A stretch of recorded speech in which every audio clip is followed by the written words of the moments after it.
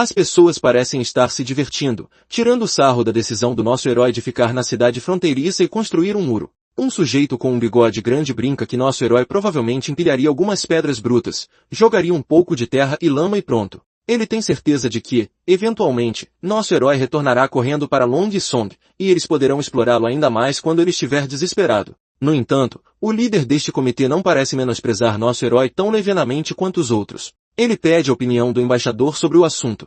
O ruivo, inicialmente perplexo, menciona que seu plano original era manter seu monopólio como de costume. E desde que eles comprem minérios do nosso herói por um preço 3 vezes menor que o de mercado, é um bom negócio para eles. Mas nosso herói tem outros planos. Ele não está apenas procurando vender os minérios para as fortalezas Long Song. Ele está disposto a cortar o preço dos minérios pela metade, pretende estimular uma demanda maior e, assim, aumentar a capacidade geral de produção e a receita da cidade fronteiriça. Esta abordagem é um movimento estratégico para promover o crescimento econômico e a sustentabilidade na região. E por causa desse corte no preço dos minérios, a fortaleza Long Song poderá ganhar muito mais do que ganhava no passado. Além disso, ele pretende fabricar ferramentas de ferro, que ele acredita que sairão rapidamente das prateleiras não importa onde sejam vendidas, gerando uma fonte adicional de renda. No entanto, essas não são as únicas coisas em que pensar. Se nosso herói consegue derrotar os demônios na cidade fronteiriça, isso também é uma boa notícia para Long Song. Eles não terão que continuar lidando com essas feras irritantes todo ano.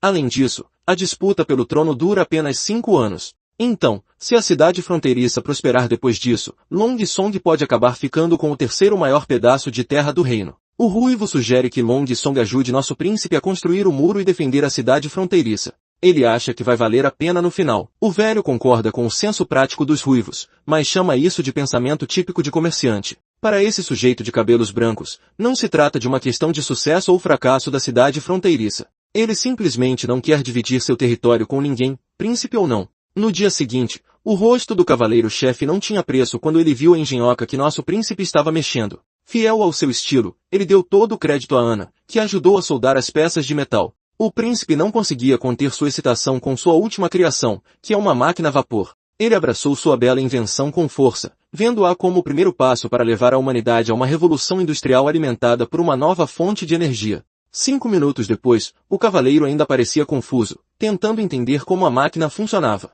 Quando Ana acendeu a fornalha abaixo, as engrenagens começaram a girar e, logo, a roda começou a girar cada vez mais rápido. Observando as peças mecânicas se moverem para a esquerda, o cavaleiro ficou completamente pasmo. Foi seu primeiro vislumbre do poder natural do qual o príncipe estava falando, que é uma força igual à força de 10 cavaleiros combinados. E essa inovação prometia economizar uma tonelada de trabalho manual e animal. Treinar um cavaleiro levava 15 anos, mas construir uma engenhoca como esse fogão levou apenas 3 dias. O cavaleiro achou fascinante que o animal não precisasse ser alimentado, não se importasse com o clima e fosse imune a flechas ou lâminas. Vendo isso, ele começou a se perguntar se os cavaleiros tradicionais eram mesmo necessários em um mundo com tais máquinas. O garoto ficou totalmente feliz ao ver seu jogo de fazenda avançar algumas centenas de anos. Mais tarde naquela noite, nosso herói abriu a porta do quarto e encontrou a assassina mais uma vez, profundamente absorta nos estudos das plantas que ele havia feito. Ele a repreendeu um pouco por espioná-lo e simplesmente entrar em seu quarto sem avisar. Mas a moça apenas ri, ressaltando que havia rumores de que o quarto príncipe era um fracasso total e tinha uma personalidade péssima. Mas suas invenções eram de primeira classe. Ela se perguntou se aquelas plantas eram do fogão que ele havia preparado recentemente. Mas o garoto estava se sentindo meio deprimido, observando-a brincar com seus planos secretos que ele mantinha trancados em seu escritório. Ao vê-la impressionada, ele atribui todo o crédito a Ana mais uma vez e explica que a máquina pode ser usada para qualquer coisa que exija muita força, como movimentar ou fabricar coisas. A senhora sorri ao ouvir isso e diz ao nosso garoto que ela ficará com essas plantas, já que há muitas bruxas na associação que sabem fazer bom uso do poder de fogo. Enquanto ela os coloca dentro do roupão, os olhos do idiota acidentalmente percorrem o decote dela, e ele tropeça nas palavras, envergonhado, dizendo a ela que não deu permissão para isso. Ela apenas sorri e diz que já tem algo como pagamento, jogando para ele um documento que tirou do peito. O menino avidamente agarrou e abriu, apenas para descobrir que estava endereçado ao seu servo Tiro. A carta instruía severamente Tiro a não repetir o mesmo erro e recebia ordens de eliminar o príncipe durante os meses dos demônios. A mente do garoto dispara, relembrando como o príncipe Roland costumava explorá-la sempre que podia,